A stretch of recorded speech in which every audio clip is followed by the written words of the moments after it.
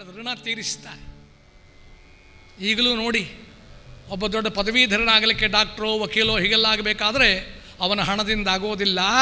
ಆ ವಿದ್ಯೆಗಾಗಿ ಸಾರ್ವಜನಿಕರ ಸಂಗ್ರಹವಾದ ಹಣದಿಂದ ಸರ್ಕಾರ ಅದನ್ನೆಲ್ಲ ನಿರ್ಮಾಣ ಮಾಡ್ತದೆ. ಆ ಸರ್ಕಾರಿ ಹಣದಿಂದ ನೀನು ವಿದ್ಯೆ ಪಡೆದವ ಯಾರ ಸರ್ಕಾರದ ಹಣ ಎಲ್ಲಿಂದ? ಪ್ರಜೆಗಳಿಂದ. ಮತ್ತು ಪುನಃ ಪ್ರಜೆಗಳಿಗೇನು ಕೊಡ್ತಿ? ಕಲ್ಪನಾತೀತವಾಗ್ತೀವಿ ವಿಚಾರ. ಈಗ ಬಹುಶಃ ನಮ್ಮ ದೇಶದಲ್ಲಿದ್ದ ರಿಟೈರ್ಡ್ಸ್ ಎಲ್ಲ, ವಿಶ್ರಾಂತರೆಲ್ಲ ಬೆಂಗಳೂರು ಬಂದು ಸೇರಿಕೊಂಡಿದ್ದಾರೆ. ಇನ್ನೊಂದು ಕೆಲವು ವರ್ಷ ಹೋದರೆ ಬೆಂಗಳೂರು ಮುದುಕರ ನಗರಿಯಾಗುವುದರ ಸಂಶಯವೇ ಇಲ್ಲ. ಎಷ್ಟು ಬಡವರ ಸೇವೆ ಮಾಡಬಹುದು, ಮಾಡೋರು ಇದ್ದಾರೆ, ಸಂಖ್ಯೆ ಕಡಿಮೆ. ಮಕ್ಕಳಿಗೆ ಪರೀಕ್ಷೆ ಹೊತ್ತಲ್ಲಿ ಹೇಳಿಕೊಡಬಹುದು, ವೈದ್ಯನಾಗಿದ್ದರೆ ಆರೋಗ್ಯ ಪರೀಕ್ಷೆ ಮಾಡಿ ಸೇವೆ ಸಲ್ಲಿಸಬಹುದು, ಇನ್ನೇನೇನೋ ಅವನು ವಿದ್ಯೆ ಇದೆಯೋ ಸಮಾಜದಿಂದ ತಾನು ಪಡೆದದ್ದನ್ನು ಅದೆಲ್ಲ ಹಿಂದಕ್ಕೆ ಕೊಡಬಹುದು. ಮಾಡೋರಿದ್ದಾರೆ, ಸಂಖ್ಯೆ ಬಹಳ ಕಡಿಮೆ. ಆ ದೊಡ್ಡ ದೊಡ್ಡ ವಿಶ್ರಾಂತರು, ವಾನಪ್ರಸ್ಥ ಅರ್ಹರಾದವರು ಏನು ಮಾಡ್ತಾರೆ ನೀವು ನೋಡಬೇಕು ಅಂತ ಇಚ್ಛೆ ಇದ್ದರೆ ಬೆಂಗಳೂರಿಗೆ ಬನ್ನಿ. ಬೆಳಿಗ್ಗೆ ಒಬ್ಬೊಬ್ಬರು ಒಂದೊಂದು ನಾಯಿ ಹಿಡ್ಕೊಂಡು ತಿರುಗಾಡ್ತಾ ಇರ್ತಾರೆ ಏಕಪ್ರಕಾರ. ಆ ನಾಯಿನ ಹಿಡಿಯುವ ಶಕ್ತಿ ಇವರಿಗಿಲ್ಲ, ಅದೇ ಅದು ಎಳ್ಕೊಂಡು ಹೋಗ್ತದೆ ಇವರು. ಅದು ಎಲ್ಲಿ ಹೋಗ್ತದೆ ನೋಡಿ, ಅಲ್ಲಿ ಇವ್ರು ಹೋಗೋದು ಏಕಪ್ರಕಾರ. ಚಿಂತನೆ ಮಾಡಬೇಕು. ನೀನು ಸಮಾಜದ ಋಣವನ್ನು ಹೊತ್ತಿದ್ದೀಯಲ್ಲ, ಅದು ಯಾಕೆ ತೀರಿಸ್ತಿ? ನಿನ್ನ ವಿದ್ಯೆಯನ್ನು ಲೋಕ ಸೇವೆಯಲ್ಲಿ ತೊಡಗಿಸು. ಅದಕ್ಕಾಗಿ 60ರ ನಂತರ ಮರಳಿ ಅರಳು ಅನ್ನಲಿಕ್ಕಾಗಿ 60ರಲ್ಲಿ ಅರಳು ಮರಳು ಅಂತ ಹೇಳಿದ, ಹುಚ್ಚು ಅಂತ ಹೇಳಿದ್ದಲ್ಲ. 60ರ ನಂತರ ಮರಳಿ ಅರಳಬೇಕು, ಅರಳಿ ಮತ್ತು ಮರಳಬೇಕು ಸಮಾಜ ಸೇವೆಗೆ ನೀನು. ಅದನ್ನು ಹೇಳ್ತಕ್ಕಂಥ ಮಾತದು. ಉತ್ತರೋತ್ತರವಾದಂಥ ಕಲ್ಯಾಣ ಸಮಾಜದ ಕಣ್ಣು ಮುಂದಿದ್ದದನ್ನು ಹೇಳ್ತಾ ಇದ್ದಾರೆ. ಪಾಂಡವರೀಗ 1 ವರ್ಷ ಅಜ್ಞಾತವಾಸ ಕಳೆದಿದ್ದಾರೆ. ಅಲ್ಲಿ ಕುಮಾರವ್ಯಾಸನ ನುಡಿ ನೋಡಿ. ಆದುದಭಿಮನ್ಯುವಿನ ಮದುವೆ ಆದಯಾಂಬುದಿ ಕೃಷ್ಣರಾಯನ ಪಾದದ ಋಷನದಿಂದ ಇಮ್ಮಡಿಸಿತ್ತು ನಮ್ಮ ಉದಯ. ಮೇದಿನಿಯ ನಾವು ಒತ್ತೆ ಇಟ್ಟರು ಕಾದುಕೊಂಡೆವು ಸತ್ಯವನು. ಮೇದಿನಿಯ ನಾವು ಒತ್ತೆ ಇಟ್ಟರು ಕಾದುಕೊಂಡೆವು ಸತ್ಯವನು. ಬಳಿಕಾದ ಹದ ನಮ ಕೆಳೆಂತನುತ ಭೂಪನಾರಾಯಣಗೆ ಆದುದಭಿಮನ್ಯುವಿನ ಮದುವೆ. ವಿರಾಟರಾಜ ನಮ್ಮ ಉತ್ತರೆ ಎಂಬ ಹೆಣ್ಣೊಡನೆ ಅಭಿಮನ್ಯುವಿಗೆ ಮಂಗಲ ವಿವಾಹ ನಡೆಯಿತು. ಆಗ ಭಗವಾನ್ ಶ್ರೀಕೃಷ್ಣ ಪರಮಾತ್ಮ ಅದಕ್ಕೆ ಬಂದಿದ್ದ. ಆಗ ಧರ್ಮರಾಜನಿಗೆ ಮೇದಿನಿಯ ನಾವು ಒತ್ತೆ ಇಟ್ಟರೂ ಕಾದುಕೊಂಡೆವು ಸತ್ಯವನ್ನು. ನಾವು ರಾಜ್ಯ ಕಳ್ಕೊಂಡು, ಸಂಪತ್ತು ಕಳ್ಕೊಂಡು ದರಿದ್ರರಾದ ನಿಜವೇ, ಆದರೆ ಪಾಂಡವರು ಸತ್ಯವಂತರು ಕೀರ್ತಿ ನಮಗಿದೆಯಲ್ಲ ಅಂತ ನೋಡಿ. ನೀತಿ ನಡವಳಿಕೆಗೆ ಎಷ್ಟು ದೊಡ್ಡ ಗೌರವ. ಉಳಿದದ್ದೆಲ್ಲ ಬರಬಹುದು ಹೋಗಬಹುದು, ನನ್ನ ವ್ಯಕ್ತಿತ್ವ ನಿರ್ಮಾಣವಾಗದ್ದು ಎಲ್ಲ ವ್ಯರ್ಥ ಆಗ್ತದೆ ಏಕಪ್ರಕಾರ. ಅದನ್ನು ಹೇಳ್ತಾನೆ, ಕಾದುಕೊಂಡೆವು ಸತ್ಯವನ್ನು. ಕಾಯ ವಾಚ ಮನಸ ನಡೆಯಲ್ಲಿ ಏಕತೆ ಇರತಕ್ಕಂಥದ್ದು ಸತ್ಯ ಅನ್ನೋದು. ಅದಕ್ಕೆ ಸತ್ಯಂ ವದ ಧರ್ಮಂಚರ. ಸತ್ಯ ನೀನು ಮಾತಾಡಬೇಕಾದ ಧರ್ಮದ ಬೆಂಬಲ ಇರಬೇಕು. ಅದಕ್ಕೆ ಏಕ ಪ್ರಕಾರ ಲೋಕಹಿತಕ್ಕಾಗಿ, ಸತ್ಯವು ಲೋಕಹಿತಕ್ಕಾಗಿರಬೇಕು. ಒಬ್ಬನನ್ನು ಕೊಲ್ಲುತ್ತೇನೆ ಅಂತ ಬೆನ್ನಟ್ಕೊಂಡು ಬರ್ತಾನೆ. ಪ್ರಾಣ ಭಯದಿಂದ ಒಬ್ಬ ವ್ಯಕ್ತಿ ಇಲ್ಲಿ ಆಶ್ರಯ ಕೇಳ್ತಾನೆ, ನನ್ನವ ಕೊಲ್ತಾನೇ ನನಗೆ ರಕ್ಷಣೆ ಕೊಡಬೇಕು ನೀನು ಅಂತ. ಇವಂದ ನಾನು ಸುಳ್ಳಾಡುವ ಸತ್ಯವಂತ ನಾನು, ಬಾ ಅಂತವನ್ನ ಕೋಣೆಯಲ್ಲಿ ಕುಳ್ಳಿರಿಸಿದ, ಆಶ್ರಯ ಕೊಟ್ಟ. 5 ನಿಮಿಷದಲ್ಲಿ ಕೊಲ್ಲುವವನು ಬರ್ತಾ ಇದ್ದಾನೆ. ಅವ ಬಂದು ಕೇಳಿದ, ಇಂಥವನು ಬೆನ್ನಟ್ಕೊಂಡು ಬಂದಿದ್ದೇನೆ, ನಿನಗೇನಾದರೂ ಸಿಕ್ಕಿದ್ದಾನೋ? ಸ್ವಾಮಿ, ನಾನು ಸುಳ್ಳು ಹೇಳುವನಲ್ಲ, ಇಲ್ಲಿಗೆ ಬಂದಿದ್ದ, ಕೋಣೆಯಲ್ಲಿದ್ದ, ನೋಡಿ ಹೋಗಿ ಕಳಿಸ್ದ. ಇವು ಇಬ್ಬರಲ್ಲೂ ಸತ್ಯ ಹೇಳಿದ್ರಿಂದ ಒಬ್ಬ ಸತ್ಯ ಹೋದ. ಇದಕ್ಕೆ ಧರ್ಮದ ಬೆಂಬಲವಿಲ್ಲ. ವಾಚಿಕ ಶಕ್ತಿಗಿಂತ ಹೆಚ್ಚಿನದ್ದಿದೆ, ಅವನು ಬದುಕಿಸಬೇಕಾಗಿರ್ತಕ್ಕಂಥದ್ದು. ನನ್ನ ಮಾತು ನಾನು ಉಳಿಸ್ಕೊಂಡ್ರೆ ಅಂತ ಪ್ರಯೋಜನ ಆಗೋದಿಲ್ಲ. ಲೋಕಹಿತಕ್ಕಾಗಿ ಮಾಡೋದಂತಾಗಿರಬೇಕು. ಸತ್ಯ ಲೋಕಹಿತಕ್ಕಾಗಿರಬೇಕು. ಅದಕ್ಕಾಗಿ ಸತ್ಯಂಬದ ಮಾತಿಗೆ ಅರ್ಥ ಅದು. ಅದಕ್ಕೋಸ್ಕರವಾಗಿ ಎಚ್ಚರಿಕೆಯಿಂದ ಧರ್ಮಜಾಳ ಹೇಳ್ತಾನೆ, ಕಾದುಕೊಂಡೆವು ಸತ್ಯವನ್ನು. ರಾಜ್ಯ ಕಳ್ಕೊಂಡದ್ದು ನಿಜ, ದ್ಯೂತವಾಡಿದ್ದು ನಿಜ, ನಾವು ಕಾಡಿನಲ್ಲಿ ಅಲೆದಾಡುವ ಎಲ್ಲವೂ ಸರಿಯೇ, ಆದರೆ ನಾವು ಸತ್ಯವಂತರು ಅನ್ನುವ ಕೀರ್ತಿ ಇದೆಯಲ್ಲ, ಇದನ್ನು ಪಡೆದಿದ್ದೇನೆ. ಕಾದುಕೊಂಡೆವು ಸತ್ಯವನ್ನು. ಆ ನಿಷ್ಠೆಯಲ್ಲಿ ಕಾಣಿಸ್ತಾನೆ. ನಮ್ಮ ಹಿರಿಯರೆಲ್ಲ ಬಾಳಿದ ಕ್ರಮ ಅದು. ನಾವು ಅದನ್ನೆಲ್ಲ ಮರೆಯುತ್ತೇವೆ ಏಕ ಪ್ರಕಾರ. 4ನೇ 5ನೇ ತರಗತಿಯಲ್ಲಿ ಓದುವ ಮಗುವಿಗೆ ಮೇಷ್ಟ್ರು ಕೇಳಿದರು, ಸತ್ಯ ಹೇಳು, ನಿನಗೆ ಕೆಟ್ಟ ಅಭ್ಯಾಸ ಏನಾದರೂ ಉಂಟೋ? ಇಲ್ಲ ಸಾರ್. ಬೀಡಿ ಸೇತ್ತೀಯೋ? ಇಲ್ಲ ಸಾರ್. ಅವ್ರು ಹಿಡಿದ್ಕೊಂಡು ಕಾಪಿ ಹೊಡೀತೀಯೋ? ಇಲ್ಲ ಸಾರ್. ಅವ್ರಿಗೆ ಪುಸ್ತಕ ಏನಾದರೂ ಕದೀತೀಯೋ? ಇಲ್ಲ ಸಾರ್. ಮತ್ತೇನು ಕೆಟ್ಟ ಅಭ್ಯಾಸ ಉಂಟು ಹೇಳು?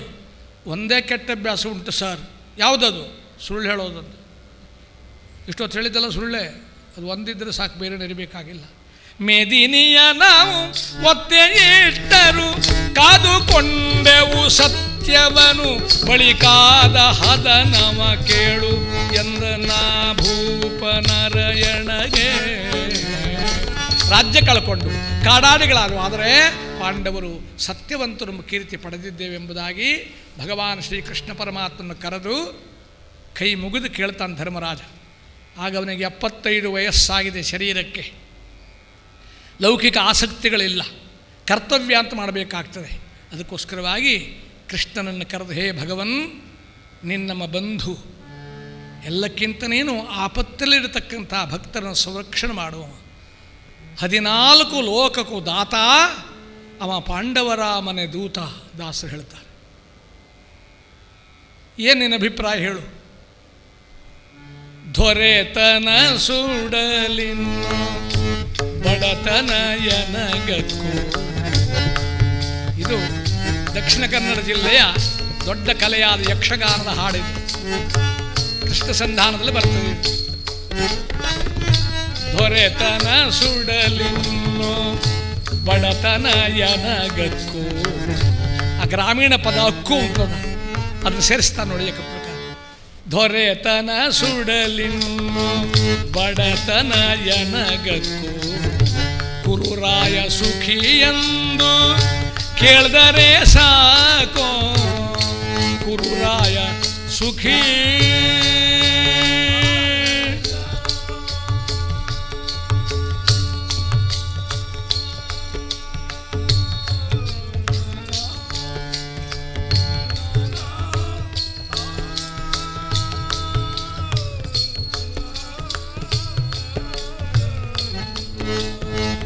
ದೊರೆತನ ಸುಡಲಿನ್ನು ಬಡತನ ಎನಗಕ್ಕೂ, ಕುರುರಾಯ ಸುಖಿ ಎಂದು ಕೇಳಿದರೆ ಸಾಕು. ಕೃಷ್ಣ, ನಂಗೆ ರಾಜನಾಗಬೇಕು ಅಪೇಕ್ಷೆ ಇಲ್ಲ. ನಾವು ಹುಟ್ಟಿದ್ದೇ ವನದಲ್ಲಿ, ಬೆಳೆದದ್ದೇ ಋಷಿಮುನಿಗಳ ಮಧ್ಯೆ. ಈಗ ನಮ್ಮ ಈ ವಯಸ್ಸಿನಲ್ಲಿ ರಾಜನಾಗಬೇಕು ಅಪೇಕ್ಷೆ ನನಗಲ್ಲ. ನಮ್ಮ ಪಾಲಿನ ರಾಜ್ಯವನ್ನು ಕೊಡ್ತೇನೆ ಅಂತ ಮಾತು ಕೊಟ್ಟಿದ್ದ. ಅದಕ್ಕಾಗಿ ನಮಗೋಸ್ಕರ ನೀನು ಹೋಗಿ, ಅವಧಿ ಮುಗಿದಿದೆ, ಅಜ್ಞಾತವಾಸವನ್ನು ಕಳೆದಿದ್ದೇವೆ, ನೀನು ರಾಜ್ಯವನ್ನು ಕೊಡಲಿಕ್ಕೆ ಇಚ್ಛೆ ಇಲ್ಲದಿದ್ದರೆ 1 ಗ್ರಾಮ ಕೊಡು ಸಾಕು. ಅದನ್ನು ಆತ ಒಲ್ಲೆ ಅಂದರೆ ನೀ ಹಿಂದಕ್ಕೆ ಬಂದುಬಿಡು. ದೊರೆತನ ಸುಡಲಿನ್ನು ಬಡತನ ಎನಗಕ್ಕೂ. ನ್ಯಾಯ ಧರ್ಮದಿಂದ ನಾನು ಬಡವನಾಗಿದ್ದೇನೆ, ನನಗೆ ಚಿಂತೆ ಇಲ್ಲ, ಗುಣಶ್ರೀನಲ್ಲಿ ಬೆಳೆದರೆ ಸಾಕಾಗ್ತದೆ. ಆಗ ಕೃಷ್ಣ ಪರಮಾತ್ಮ ಹೇಳ್ತಾನೆ, ಇದು ನಿನ್ನ ಅಭಿಪ್ರಾಯವಾಯ್ತು ಧರ್ಮರಾಜ, ನೀನು ನಿರಂಕುಶನೇನಲ್ವಲ್ಲ, ಎಲ್ಲರನ್ನು ಕೇಳಬೇಕಾಗ್ತದೆ. ಅದರಲ್ಲಿಯೂ ಕೂಡ ಪಾಂಚಾಲೆಯನ್ನು ಈ ಸಭೆಗೆ ಕರೆಸು. ಅವಮಾನ ಮಾಡಿದ್ದ ಆಕೆಗೆ ತುಂಬಿದ ಸಭೆಯಲ್ಲಿ ಅವಳನ್ನು ನಗ್ನವಾಗಲಿಕ್ಕೆ ಪ್ರಯತ್ನ ಮಾಡಿಸಿರ್ತಕ್ಕಂಥ ದುರ್ಯೋಧನ ಕೆಟ್ಟ ಹವಾಸ, ಅಂಥವನ ಜೊತೆಗೆ ಸಂಧಾನವೇ, ಅವಳನ್ನು ಕರೆಸು ಅಂತಾನೆ. ಅವಳ ಅಭಿಪ್ರಾಯ ಕೇಳು ಅಂತಾನೆ ಕೃಷ್ಣ. ಪಾಂಚಾಲಿ ಆ ಸಭೆಗೆ ಬರ್ತಾಳೆ. ಹರಹಿದ ಕೂದಲು, ಕಟ್ಟೆಯೊಳದ ಕಡಲೋಪಾದಿಯಲ್ಲಿ ಕಣ್ಣೀರು ಕಪೋಲವನ್ನು ಚುಂಬಿಸಿ ವಕ್ಷವನ್ನು ತೋಯಿಸಿ ನಾಭಿಯಲ್ಲಿ ಕಣ್ಣೀರ ಸರೋವರವಾಗಿದೆ. ಕೃಷ್ಣನನ್ನು ನೋಡ್ತಾ ನೋಡ್ತಾ ಹತ್ತಿರಕ್ಕೆ ಬಂದು ತನ್ನ ಕೇಶರಾಶಿಯನ್ನು ಕೈಯಲ್ಲಿ ಹಿಡ್ಕೊಂಡು, ಕೇಶವ ಕೇಶವ ನೋಡು ಕೃಷ್ಣ, ಕೇಶವ ಕೇಶವ ನೋಡು, ಪಾಶವಾಗಿಸು ಅರಿಯ ಚಂಡಾಡು, ಪಾಶವಾಗಿಸು ಅರಿಯ ಚಂಡಾಡು, ಕೇಶವ ಕೇಶವನು. ವೀರಾಧೀರ ವೀರರೈವರ ಭಾರ್ಯನಾನಾದರೂ ಸಾರ್ಥಕವೇನೈ, ದಾರಿ ತೋರಿ ಪೊರೆಯೋ ಮುರಹರ ಕೇಶವ ಕೇಶವನು ದುಶ್ಯಾಸನಿಂದ ಎಳೆಯಲ್ಪಟ್ಟ ಕೇಶರಾಶಿಯನ್ನು ನೋಡು. ತನ್ನ ಮೈ ಮೇಲೆ ಹೊದ್ದುಕೊಂಡ ಪೀತಾಂಬರದಿಂದ ಆಕೆಯ ಕಣ್ಣೀರು ಒರೆಸ್ತಾನೆ. ಭಗವಂತನ ವಸನಗಳು ಭಕ್ತರ ಕಣ್ಣೀರು ಒರೆಸಿ ಅವಳ ಧೈರ್ಯವನ್ನು ತುಂಬಲಿಕ್ಕಾಗಿ. ಚಿಂತೆ ಪಡಬೇಡ, ನಾನು ಭೀಮಸೇನನ್ನು ಕೇಳೋಣ. ಪ್ರತಿಜ್ಞೆ ಮಾಡಿದೆ ಅವ, ಭೀಮ ನಿನ್ನಭಿಪ್ರಾಯ ಏನು ಹೇಳು, ನಿರಂಕುಶರಲ್ಲ ನೀವು, ಒಬ್ಬರೊಬ್ಬರ ರೀತಿ ಬಾಳತಕ್ಕಂಥವರು. ಅಲ್ಲಿ ಭೀಮನಾಡಿದ ಮಾತು ನಮ್ಮ ದಕ್ಷಿಣ ಕನ್ನಡದ ಯಕ್ಷಗಾನದಲ್ಲೂ ಉಂಟು, ಕುಮಾರವ್ಯಾಸ ಭಾರತದಲ್ಲೂ ಉಂಟು. ಅಣ್ಣನವರಿಗೆ ನೀತಿಯಾದರೆ ನಿನ್ನ ಮನ ಕೊಪ್ಪಿದರೆ ಕೌರವನಿನ್ನು ಭೂತಳವನಿತ್ತರೆ ಎನಗಿನ್ನಿಲ್ಲದು ಕೂಡ. ಅಲ್ಲಿ ಆದರೆ ಎಂಬ ಶಬ್ದ 3 ಸಲ ಉಪಯೋಗ ಮಾಡಿದ್ದಾರೆ.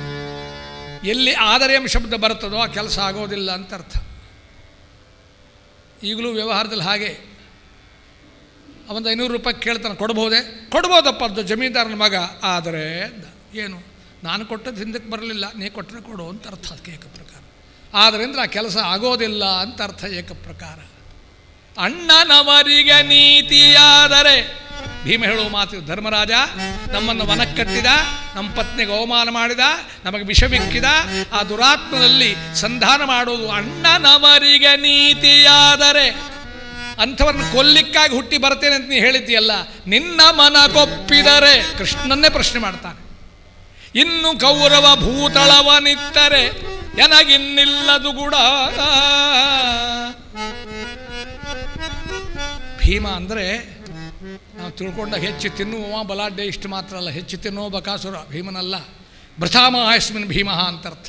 ಪೂರ್ಣ ಜ್ಞಾನಿಯಾದವ, ಶ್ರೀಹರಿಯ ಏಕಾಂತ ಭಕ್ತ, ದುಷ್ಟ ಜನನೆಲ್ಲ ದಮನ ಮಾಡಿರತಕ್ಕಂಥವ, ಅಂಥ ಸಾಮರ್ಥ್ಯಶೀಲ.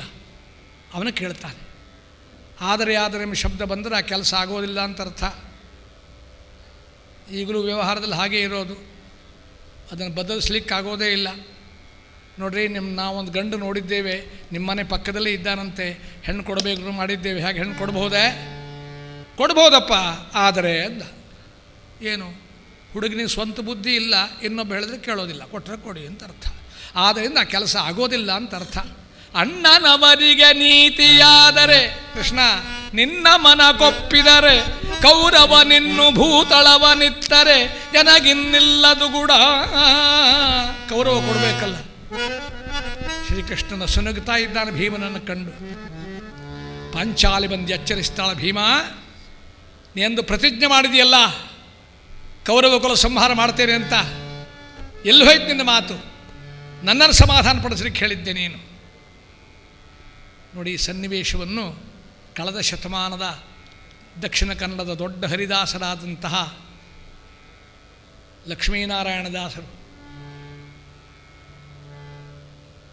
ಲಕ್ಷ್ಮೀನಾರಾಯಣಪ್ಪ ಅಂತ ಅವನು ಕರೀತಾ ಇದ್ದರು, ಪಾವಂಜೆಯವರು, ಅವರ ಸಂದರ್ಭಕ್ಕೆ ಅನುಗುಣವಾದಂಥ ರಚನೆ ಮಾಡಿದ್ದಾರೆ ನೋಡಿ. ಭೀಮನ ಪ್ರತಿಜ್ಞೆ: ಆಗಲಿ ಹಾಗಾಗಲಿ ಮದನಾಗ ಗಮನ ಕೂಗಿ ಬೆಳೆದಂತಾಗಲಿ, ಹಾಗಾಗಲಿ ಇಂದ್ರಾದಿ ದಿಕ್ಪಾಲ ವೃಂದವೆಲ್ಲ ಬಂದು ನಿಲ್ಲಲಿ ಸಭೆಯಲಿ, ಇಂದು ಮುಖಿಯಳ ನಿಂದೆಗೈದ ಮಧಾಂಧನ ಗದೆಯಿಂದಲಿ, ಎಂದಾದರೂ ಕೊಂದಿರಿಸುವ 1 ನಿಮಿಷದಲ್ಲಿ ಒಂದುಳಿಸದ 101 ಬಂದುದು ಬರಲಿ, ಸರಲಿ ಆಗಲಿ ಹಾಗಾಗಲಿ ಮದನಾಗ ಗಮನ ಕೂಗಿ ಬೆಳೆದಂತಾಗಲಿ, ಹಾಗಾಗಲಿ ಇಂದ್ರಾದಿ ದಿಕ್ಪಾಲ ವೃಂದವೆಲ್ಲ ಬಂದು ನಿಲ್ಲಲಿ ಸಭೆಯಲಿ, ಇಂದು ಮುಖಿಯಳ ನಿಂದೆಗೈದ ಮಧಾಂಧನ ಗದೆಯಿಂದಲಿ, ಎಂದಾದರೂ ಕೊಂದಿರಿಸುವ 1 ನಿಮಿಷದಲ್ಲಿ ಒಂದುಳಿಸದ 101 ಬಂದುದು ಬರಲಿ, ಸರಲಿ ಆಗಲಿ ಹಾಗಾಗಲಿ ಮದನಾಗ ಗಮನೆ ಕೂಗಿ ಬೆಳೆದಂತಾಗಲಿ, ಹಾಗಾಗಲಿ. ಪ್ರತಿಜ್ಞೆ ಮಾಡಿದ್ದೀಯಲ್ಲ ಭೀಮ, ಈಗೇನು ಮಾಡ್ತೀಯ ಅಂತ ಪಾಂಚಾಲಿಯು ಮುಂದೆ ಬಂದು ಕೇಳ್ತಾ ಇದ್ದಾಳೆ. ಸಂಧಾನವೇ ಸಾಕು ಅಂತ ಯುಧಿಷ್ಠಿರ ಹೇಳ್ತಾ ಇದ್ದಾನೆ. ಭಗವಾನ್ ಶ್ರೀಕೃಷ್ಣ ಪರಮಾತ್ಮ ಪಾಂಚಾಲಿಯ ಕಣ್ಣೀರು ಒರೆಸಿದ. ಅಳಬೇಡ ಮಗು, ವಸುದೇವ ದೇವಕಿಯ ರಾಣೆ, ನಿನ್ನ ತುರುಬ ಕಟ್ಟಿಸುವೆನಮ್ಮ ಅಂತಾನೆ ಕೃಷ್ಣ. ನಾವು ಯಾರಾದರೂ ಮೆಚ್ಚಿಸಬೇಕಾದ್ರೆ ದೇವರಾಣೆ ಅಂತೇವಲ್ಲ, ದೇವರಂತ ನಮ್ಮ ಅಪ್ಪನಾಣೆ ಅಂತ ಏಕ ಪ್ರಕಾರ.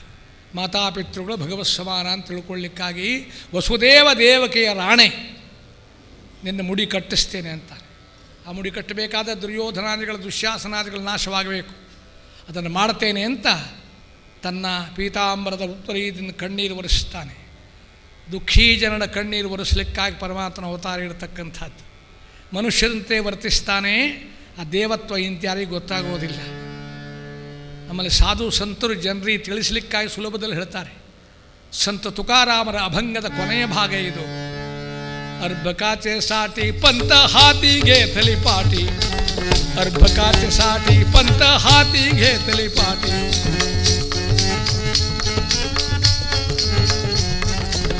ಅರ್ಭಕಾಚೆ ಸಾಟಿ ಪಂತ ಹಾತಿಗೆ ತಲಿಪಾಟಿ. 3ನೇ ತರಗತಿ ಓದುವ ಮಗುವಿನ ಹತ್ರ ಮಾಸ್ಟರ್ ಬಂದು ಕೂತ್ಕೊಂಡು ಆ ಮಗುವಿನ ಕೈಯಲ್ಲಿ ಸ್ಲೇಟ್ ತಗೊಂಡು ಅದ್ರ ಕೈಯಲ್ಲಿ ಬರೆಸ್ತಾರೆ. ಮಾಸ್ಟರ್ ತನ್ನ ಒಟ್ಟಿಗೆ ಕೂತದ್ದು ನೋಡಿ ಮಗು ಭಾಳ ಸಂತೋಷವಾಗಿ ಮಗು ಕೇಳ್ತದೆ, ಸರ್ ನೀವು ಎಷ್ಟನೇ ಕ್ಲಾಸು ಅಂತ.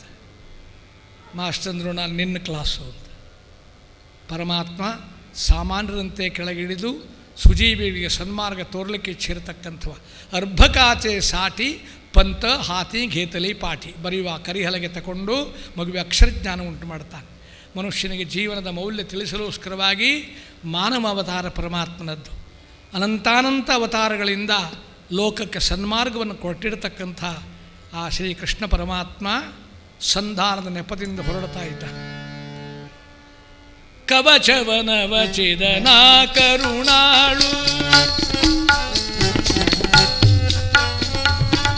ಬತ್ತಿ ಸಾಯುಧಗಳ ಬಿಲ್ಲಾಳು, ಬತ್ತಿ ಸಾಯುಧಗಳ ಬಿಲ್.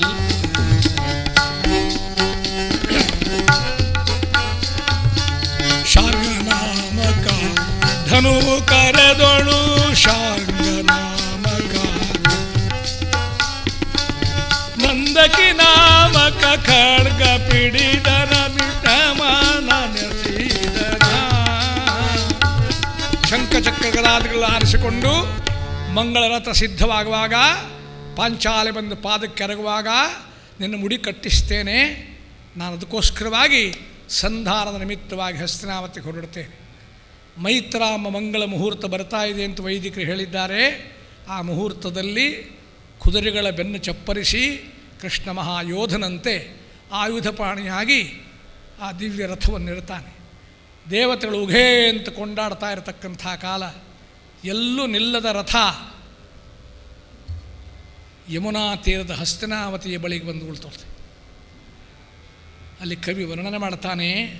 ನದೀರ್ತದಿ ಫಲಂ ಬಿಡುವ ಜಂಬು ಜಂಬೀರ ಪನಸ ಪಾಟಲಿ ಪೂಗ ಪುನ್ನಾಗ ಕದಳಿ ಕಂಕಲ್ಲಿ ನಾರಿಂಗ ನಾರೀಕೇಳ ಕಪಿತ್ತ ಅಶ್ವತ್ಥ ಮುಖಪಾತ ಪಂಗಳು ಕುಸುಮ ಪರಿಮಳವನ್ನು ದೆಸೆಸಸಿಗ ಪಸರಿಸುವ ಪಾದರಿ ಪಾರಿಜಾತ ಚಂಪಕ ನಂದಕ ಮಲ್ಲಿಕಾ ಮೊದಲಾದ ಪುಷ್ಪಗಳು ಎಲ್ಲರ ಒಂಡನುಂಡು ಮಿಂಡದ್ದು ಮಂಡಳಿಪ ಬಂಡುಣಿಗಳ ತಂಡಗಳು ಕುಕಿಲ್ವ ಕೋಗಿಲೆಗಳು ಕೃಷ್ಣ ಕೀರ್ತಿಯನ್ನು ನುಗ್ಗಡಿಸುವ ಕಪೋತಂಗಳು ಕಮನೀಯವಾಗಿ ತುಂಗೊಳಿಪ ಕಾಸಾರಗಳು ಹೊರಡುತ್ತಿರುವಂಥ ಕಾಲದಲ್ಲಿ ನಂದನನಾದಂಥ ಶ್ರೀಕೃಷ್ಣ ಸಂಧ್ಯಾವಂದನೆ ಮಾಡ್ತಿದ್ದ ಅಂತ ವರ್ಣನೆ ಮಾಡ್ತಾರೆ. ಅಲ್ಲಿ ಸ್ನಾನ ಮಾಡಿ ಎಂಥ ವರ್ಣನೆ ನೋಡಿ. ಎಲ್ಲರ ಬಂಡನದ್ದು ಮಿಂಡೆಪ್ಪು ಬಂಡುಣಿಗಳ ತಂಡಗಳು ಅನ್ನುವಾಗ ಒಬ್ಬ ಕೇಳಿದ ಹುಡುಗ ಇದು ಯಾವ ಭಾಷೆ ಸ್ವಾಮಿ ಅಂತ ಕೇಳಿದೆ ಏಕಪ್ರಕಾರ. ಅಷ್ಟೊಂದು ಕಾವ್ಯಜ್ಞಾನ ನಾವು ಹೊಂದಿದ್ದುಂಟು. ಇರಲಿ, ಅಲ್ಲಿ ಸೇರಿದ ಋಷಿಗಳು ಯಾರು? ಒಬ್ಬೊಬ್ಬ ಕವಿ ನೋಡಿ ರಾಘವಾಂಕ ವರ್ಣನೆ ಮಾಡ್ತಾನೆ, ಋಷಿಗಳ ಪಟ್ಟಿ ಒಪ್ಪಿಸ್ತಾನೆ. ಸನಕ ಕಶ್ಯಪ ಜಹ್ನು ಜಮದಗ್ನಿ ಭೃಗುಸ ನಂದನ ಕುತ್ಸ ವತ್ಸ ಶುಕನತ್ರಿ ವಾಲ್ಮೀಕಿ ಜೈಮಿನಿ ಭರದ್ವಾಜ ರೋಮಜ ಭಗೀರಥ ಕುಶಾವರ್ತನಾರದ ಮರೀಚಿ ಮನುಮತಂಗ ಗರ್ಗ ಗೌತಮ ಸನಾತನ ನಗತ್ಸ್ಯ ದಧೀಚಿ ಪೌಲತ್ಸ್ಯ ಮಾಂಡವ್ಯ ಮುನಿ ಮುಖ್ಯರು ನೆರೆದರ. ಮುಖ್ಯ ಋಷಿಗಳೆಲ್ಲ ಬಂದು ಸೇರಿದ್ದಾರೆ ಏಕಪ್ರಕಾರ. ಭಗವಾನ್ ಶ್ರೀಕೃಷ್ಣ ಪರಮಾತ್ಮ ಸಂಧ್ಯಾವಂದನಾದಿಗಳು ಮುಗಿಸಿ ಅಲ್ಲಿಂದ ಋಷಿ ಮಂಡಳಿಯನ್ನು ಜೊತೆಯಲ್ಲಿ ಇಟ್ಟುಕೊಂಡು ತನಗೆ ಆಮಂತ್ರಣ ಕೊಟ್ಟ ಕೌರವನ ಬಳಿಯಾಗಲಿ ದುರ್ಯೋಧನನ ಅರಮನೆಯನ್ನಾಗಲಿ ಎಳಿಸಿದೆ ಭೀಷ್ಮದ್ರೋಣಗಳ ಆಮಂತ್ರಣ ಸ್ವೀಕಾರ ಮಾಡದೆ ನೇರವಾಗಿ ಎಲ್ಲಿ ಹೋದ ಅಂತ ನೀವು ಕೇಳಬೇಕಾದ್ರೆ ಸಂತ ಸೂರದಾಸನ ಕೇಳಬೇಕು. ಹರಿ ತುಮ ವಿದೂರ ಘರ ಜಾಯ, ಹರಿ ತುಮ ವಿದೂರ ಘರ ಜಾಯ, बड़े बड़े मंदिर कौन काम के, बड़े बड़े मंदिर कौन काम के, भावे अंतर नहीं पावे विदूर घर जाए, हरि तुम विदूर घर जाए। शबरी के बेर सुधाम जी को चावल,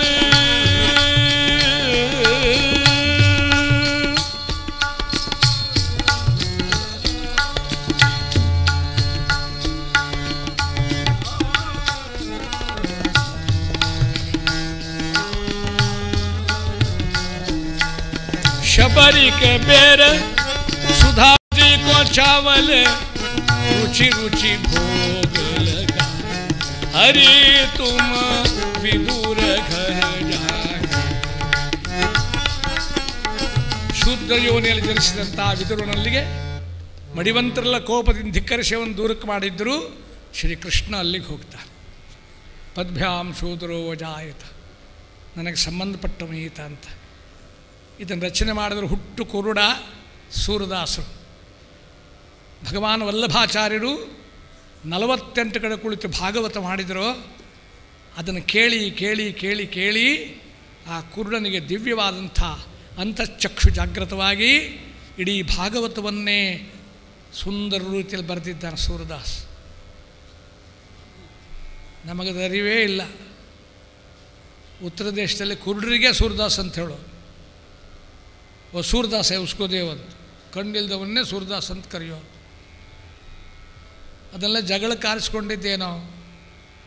ಗಂಡ ಹೇಳಿದ ನಿನ್ನ ಜೊತೆ ಇರೋದಂಗೆ ಸಾಧ್ಯ ಅಲ್ಲ, ತುಳಸಿದಾಸರ ಹಾಗೆ ಮನೆ ಬಿಟ್ಟು ಹೊರಟು ಹೋಗಿಬಿಡ್ತೇನೆ.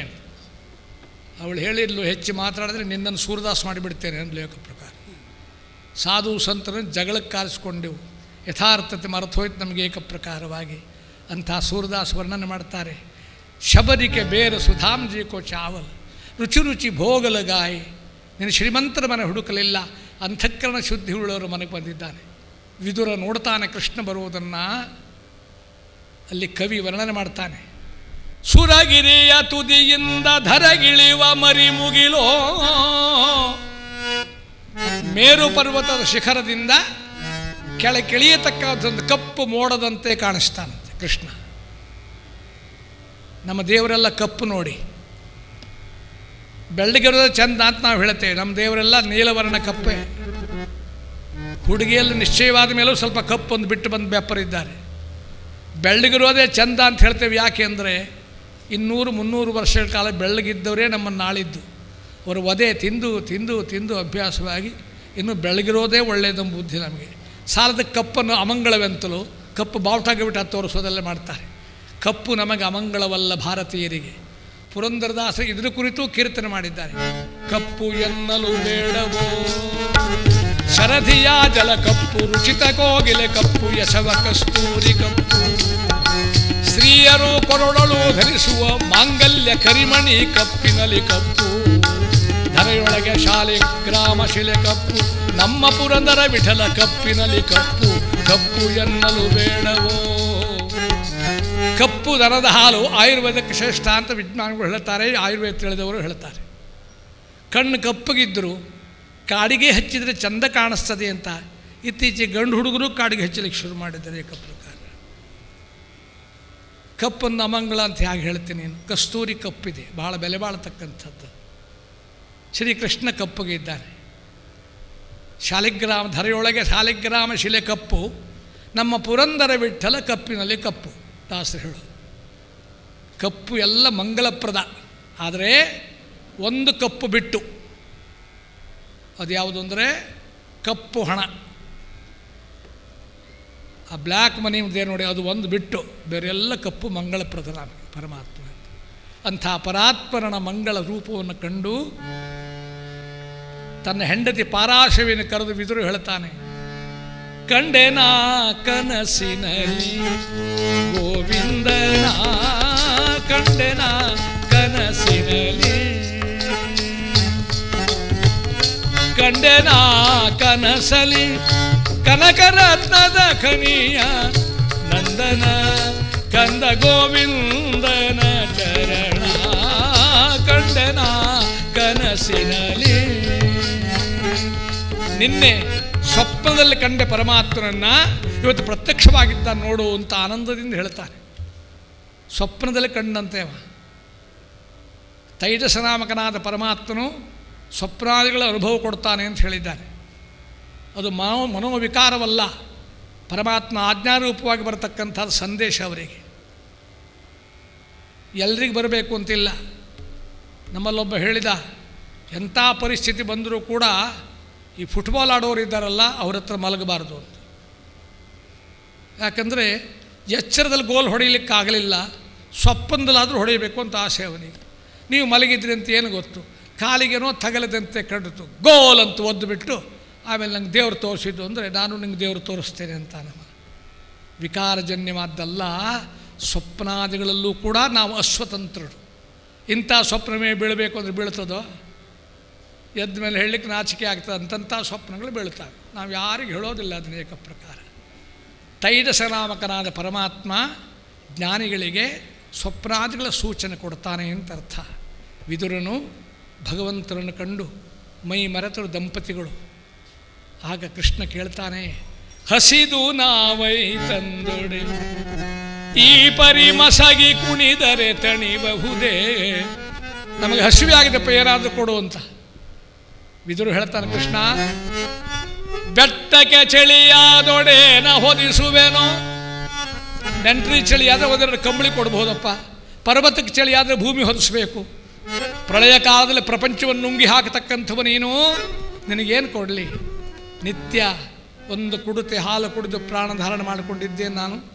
ನನ್ನೊಳಗಿದ್ದು ಆ ಕ್ಷೀರವನ್ನು ಜೀವೋತ್ತೇಜಕವಾದ ದ್ರವ್ಯವಾಗಿ ಪರಿವರ್ತನೆ ಮಾಡತಕ್ಕಂಥವು ನೀನಾದ್ದರಿಂದ ಇವತ್ತಿನಿಗೆ ಆ ಹಾಲನ್ನು ನಾನು ಕುಡಿಯುವ ಹಾಲು ಅರ್ಪಿಸ್ತೇನೆ ಅಂತ. ಕುಡುತೆಯೊಂದರ ಪಾಲಿನಲಿ ಹಸಿವಡಗಿದ ಕ್ಷೀರಾಬ್ದಿಶಯನಗೆ. ಭಕ್ತಗಳು ವಸ್ತು ಮುಖ್ಯ ಅಲ್ಲ, ಆ ಭಾವನೆ ಮುಖ್ಯ. ಪರಮಾತ್ಮ ಆ ಹಾಲನ್ನು ಕುಡಿದು ಕಟವಾಯಿಲು ಒಂದು ಬಿಂದು ಕೆಳಗೆ ಕಡಹಿದರೆ ಭಕ್ತ ಕೊಟ್ಟದ್ದು ಅಪಾರ ಅಂತ ಕಾಣಿಸಲಿಕ್ಕೆ ಕೌರವನ ಅರಮನೆಯ ಮುಂದೆ ಹಾಲಿನ ಸಮುದ್ರ ಹರಿದಂತೆ ಹರಿಯಿತು. ವಿದುರನ ಹೆಗಲ ಮೇಲೆ ಕೈ ಇಟ್ಟುಕೊಂಡು ನೇರವಾದಂಥ ರಾಜಸಭೆ ಕೃಷ್ಣ ಪ್ರವೇಶ ಮಾಡ್ತಾನೆ. ಕೌರವ ಸಭೆಗೆ ಮೊದಲೇ ಆಜ್ಞೆ ಕೊಟ್ಟಿದ್ದಾನೆ, ಯಾರೊಬ್ಬರೂ ಎದ್ದು ನಿಲ್ಲಬಾರದು, ಆ ಗೊಲ್ಲನನ್ನು ಸತ್ಕಾರ ಮಾಡಬಾರ್ದು, ಮಾತಾಡಿಸಬಾರದು. ಹಾಗೆ ಮಾಡಿದರೆ ಕೈ ಕತ್ತರಿಸಿಯೇವು, ಕಣ್ಣು ಕಿತ್ತೇವು ಅಂತೆಲ್ಲ ಹೆದರಿಸಿದ್ದಾನೆ. ಭಗವಂತ ಹೆಗಲ ಮೇಲೆ ಕೈ ಹಾಕಿ ವಿದುರನ ಜೊತೆ ಕರ್ಕೊಂಡು ಬಂದು ಒಳಕ್ಕೆ ಕಾಲಿಡತಕ್ಕಂಥ ಕಾಲ ತಮಗೆ ತಿಳಿಯದಂತೆ ಇಡೀ ಸಭೆ ಎದ್ದು ನಿಲ್ತದೆ ಏಕ ಪ್ರಕಾರ. ಯಾಕಂದರೆ ಕೌರವನ ಸಿಂಹಾಸನದ ಹೊರಗೆ, ಭಗವಂತನ ಸಿಂಹಾಸನದ ಅಂತರಂಗದೊಳಗೆ ಆ ಒಳಗಿಂದ ಬಂದ ಪ್ರೇರಣೆ ತಮಗೆ ತಿಳಿಯದಂತೆ ಎಲ್ಲರೂ ಎದ್ದು ನಿಂತಿದ್ದಾರೆ. ಸುಯೋಧನ ಒಬ್ಬನೇ ಕೂತವ. ಘನ ಮದೋನ್ಮತದಿಂದ ಕುಳಿತಿಹ ಬಣಗುರಾಯನ ಗರ್ವವಿಳಿಸುವೆನನುತ ಚಿರಿಚರಣ ದುಂಗುಡದಿ ಅವನಿಯ ನೊತ್ತಲು ದುರುಳ ದುರ್ಯೋಧರನ ಹರಿವಿಷ್ಟರದ ಗೊಣಸು ಮುರಿದುದು. ಶ್ರೀಪತಿರ್ಮಾನದವನ ಸ್ಥಾನಮಾನ ಕೊಡುವ ಪರಮಾತ್ಮ, ಅಂಗುಷ್ಟದಿಂದ ನೆಲವನ್ನು ಭೂಮಿ ಒತ್ತುತ್ತಿರುವ ಪರಮಾತ್ಮ ರಥದ ಕೀಲೆಯೇ ತಪ್ಪಿ ನೇರವಾಗಿ ಸಿಂಹಾಸನ ಕೀಲು ತಪ್ಪಿ ಕಿರೀಟ ಸಮೇತ ಕೃಷ್ಣನ ಪಾದದ ಮೇಲೆ ಬಂದು ಬಿದ್ದ ಏಕ ಪ್ರಕಾರ. ಭಗವಂತನಂತ ರಾಜ, ಇದೆಂಥ ಸ್ವಾಗತ! ನೀವು ಭೂಪಾಲಕರು, ನಾವು ಗೋಪಾಲಕರು, ನಮಗ್ಯಾಕಿಂತ ಸನ್ಮಾನ ಎಂಬಾಗ ಧಿಕ್ಕರಿಸ್ತಾನೆ ಕೃಷ್ಣ. ವಂಚನೆಯ ಸಂಚಿಲ್ ನಡೆಯುವುದು ಒಂದು ಸೂಜಿ ಊರುವ ಸ್ಥಳವನ್ನಾದರೂ ಯುದ್ಧವಲ್ಲದೆ ನಾ ಬಿಟ್ಟು ಕೊಡುವುದಿಲ್ಲ, ಇದು ಸಾರನೇ ಜಗತ್ತಿಗೆ ಅಂತ. ಅಲ್ಲಿ ಕೃಷ್ಣ ಹೇಳ್ತಾರೆ, ಹಾಗಾದರೆ ಯುದ್ಧ ಸಾರಿದವರು ನಾವಲ್ಲ, ನೀವು. ಅದನ್ನು ಎದುರಿಸೋದು ನಮ್ಮ ಕೆಲಸ. ಯಾವಾಗ, ಏನು, ನಿಯಮಗಳೇನು ಅದನ್ನು ಹೇಳುವಂತ. ನಾನು ಹೇಳ್ತೇನೆ, ಇದನ್ನು ಹೇಳು. ದುರ್ಯೋಧನ ಹೇಳ್ದ, ಜಾನಾಮಿ ಧರ್ಮಂ ನಚಮೇ ಪ್ರವೃತ್ತಿ. ಜಾನಾಮ್ಯಧರ್ಮಂ ನ ಚ ಮೇ ನಿವೃತ್ತಿ ಕೇನಾಪಿ ದೇವೇನ ಹೃದಿಸ್ಥಿತೇನ ಯಥಾ ನಿಯುಕ್ತೋಸ್ಮಿ ತಥಾ ಕರೋಮಿ ಅವನು ಹೇಳ್ತಾರೆ. ನನ್ನೊಳಗಿದ್ದೇನು ಪ್ರೇರಣೆ ಆಗ್ತದೆ ಅದನ್ನು ಮಾಡ್ತೇನೆ, ನಿನ್ನ ಬೇರೆ ಯಾವುದೂ ನನಗೆ ಇಚ್ಛೆ ಇಲ್ಲ. ಎಲ್ಲರನ್ನು ಪ್ರೇರೇಪಿಸುವ ಪ್ರೇರಕ ಮುಂದಿದ್ದಾನೆ ಅಂತ ಅವನಿಗೆ ತಿಳಿಯದಾದ್ದರಿಂದ ಯುದ್ಧ ನಿಶ್ಚಯ ಮಾಡಲಿಕ್ಕೆ ಶಕುನಿಯನ್ನು ಕರ್ತಾನೆ, ಸೋದರ ಮಾವನನ್ನು. ಆಮೇಲೆ ಸೋದರ ಮಾವಂದ್ರದೊಂದು ವಿಶೇಷ ಗೌರವ ಇದೆ ಸಮಾಜದಲ್ಲಿ. ತಾಯಿ ಕಡೆಯವ ಅಂತ, ತಂದೆ ಕಡೆಯವರ ದಾಯಾದಿಗಳು ಪಾಲಿಗೆಲ್ಲಿ ಕೇಳಿ ಯಾರು ಅಂತ, ತಾಯಿ ಕಡೆಯವರು ಹಿತರು ಅಂತ ಸೋದರ ಮಾವನನ್ನು ಕರೀತಾನೆ ಏಕ ಪ್ರಕಾರ.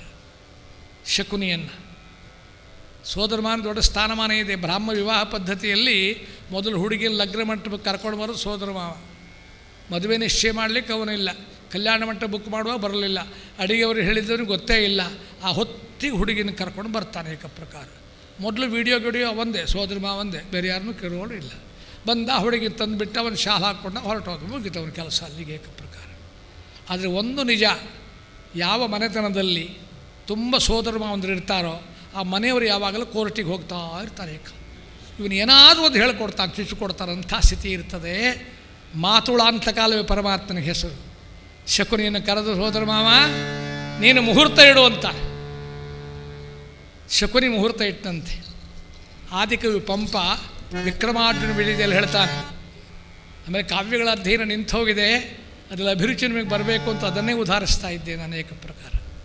ಕದನಂ ಮಾರ್ಗಶಿರ ಮಾಸದ ಭರಣಿತಾರಗೆ ತೇರಸಿಯಲಿ ಪ್ರಾರಂಭ ಮಾಡುವುದು, ಮೂಲದ ಕಳೆಯ ಅಮಾವಾಸ್ಯೆಯಲಿ ನಿರ್ಮೂಲ ಮಾಡುವುದು ಕೌರವ ವಂಶಂ. ವಿಕ್ರಮಾರ್ಜುನ ವಿಜಯದ ಆದಿಕವಿ ಪಂಪ ಬರೆಯುತ್ತಾನೆ.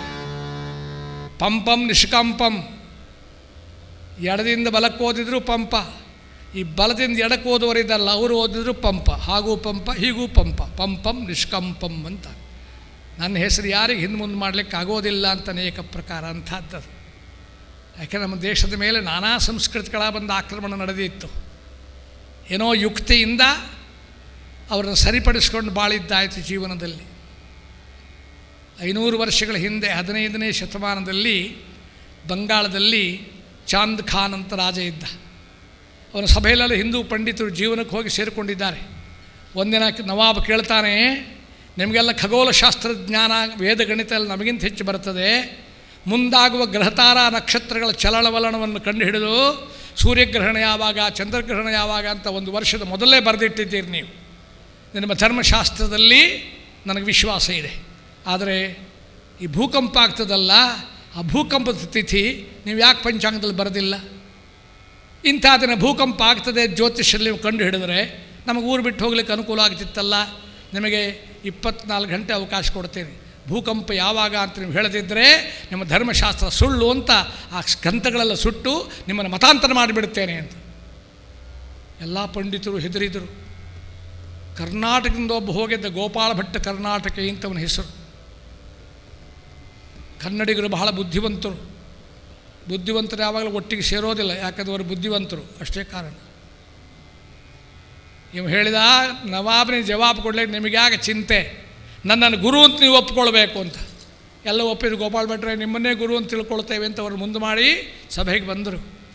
ಗೋಪಾಲ ಭಟ್ ಮುಜರೆ ಸಲ್ಲಿಸಿದ, ಹುಜೂರ್ ನಿಮ್ಮ ಪ್ರಶ್ನೆಗಳಿಗೆ ಉತ್ತರ ತಂದಿದ್ದೇವೆ, ಏನು ಭೂಕಂಪ ತಿಥಿ ಕುರಿತು ಏನಾಯ್ತು ನಿಮ್ಮ ನಿರ್ಣಯ? ಖಾನ್ ಸಾಹೇಬ್ರೇ, ಎಲ್ಲವೂ ಧರ್ಮಶಾಸ್ತ್ರ ಇದೆ ಅಂತ ಹೇಳಲಿಕ್ಕಾಗೋದಿಲ್ಲ. ಕೆಲವು ಮುಖ್ಯ ವಿಚಾರಗಳು ನಿಮ್ಮ ಧರ್ಮಶಾಸ್ತ್ರದಲ್ಲೂ ಇರಬಹುದು. ನಮ್ಮಲ್ಲಿ ಹಿರಿಯರು ಸತ್ರ ಸುಟ್ಟು ಬಿಡ್ತಾರೆ. ಊರ್ಧ್ವಂ ಗಚ್ಚಂತಿ ಸತ್ವಸ್ಥಾಹ, ಆತ್ಮಗಳೆಲ್ಲ ಊರ್ಧ್ವಕ್ಕೆ ಹೋಗಿ ಅಲ್ಲೇನೇನಾಗ್ತದೆ ಖಗೋಳದಲ್ಲಿ ಅದು ನಮಗೆ ಹೇಳ್ತಾರೆ. ನಿಮ್ಮ ಹಿರಿಯರು ಸತ್ತರೆ ಅವ್ರನ್ನೆಲ್ಲ ಭೂಗತ ಮಾಡಿ ಭೂಮಿ ಒಳಗೆ ಹಾಕ್ತೀರಿ. ಈ ಭೂಕಂಪ ಅವರೇ ಮಾಡೋರು. ಅವ್ರನ್ನ ಕೇಳಿದರೆ ಭೂಕಂಪ ಯಾವಾಗ ಅಂತ ಗೊತ್ತಾಗ್ತದೆ ಹೊರತು ನಮ್ಮ ಜ್ಯೋತಿಷಲ್ಲಿ ಗೊತ್ತಾಗೋದಿಲ್ಲ ಅಂದಾಗ ನಾವು ಹೇಳಿದ, ನನ್ನ ತಿಥಿ ಆಯಿತು ನೀವು ಹೋಗಿ ಅಂತ ಕಳಿಸ್ಕೊಟ್ಬಿಟ್ಟೆ ಏಕ ಪ್ರಕಾರ. ಇದು ಕಥೆ ಇದ್ದರೂ ಇರಬಹುದು, ಆದರೆ ಪರಿಸ್ಥಿತಿ ಅಂತ ನಿರ್ಮಾಣವಾದ ಸತ್ಯ. ಭಾರತೀಯರಲ್ಲಿ ಆ ಕಲ್ಪನೆ ಮೂಡೋದೋಸ್ಕರವಾಗಿ ಕದನಂ ಮಾರ್ಗಶಿರ ಮಾಸದ ಭರಣಿ ತಾರಗೆ ತೇರಸಿಯಲ್ಲಿ ಪ್ರಾರಂಭ ಮಾಡುವುದು. ಮಾರ್ಗಶಿರ ಶುದ್ಧ ತ್ರಯೋದಶಿಗೆ ಪ್ರಾರಂಭವಾಗಿ ಮೂಲದ ಕಡೆಯ ಅಮಾವಾಸ್ಯೆಯಲ್ಲಿ ನಿರ್ಮೂಲ ಮಾಡುವುದು ಕೌರವ ವಂಶ. ಇಲ್ಲಿ 3 ದಿನ, ಅಲ್ಲಿ 15 ದಿನ, 18 ದಿನದ ಯುದ್ಧ. ಕೌರವ ಸತ್ತು ಯುದ್ಧ ನಿರ್ಮೂಲವಾಗ್ತದೆ.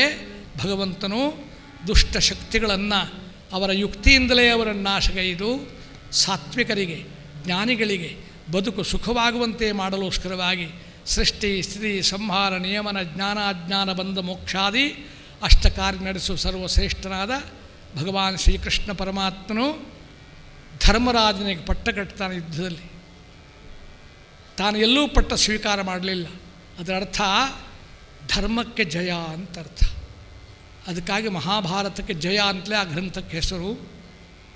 ಅದರೊಳಗಿನ ಮುಖ್ಯ ಭಾಗ ಸಮಯದ ಅವಧಿಯಲ್ಲಿ ತಂದು ನಿಲ್ಲಿಸ ಪ್ರಯತ್ನ ಮಾಡಿದ್ದೇನೆ.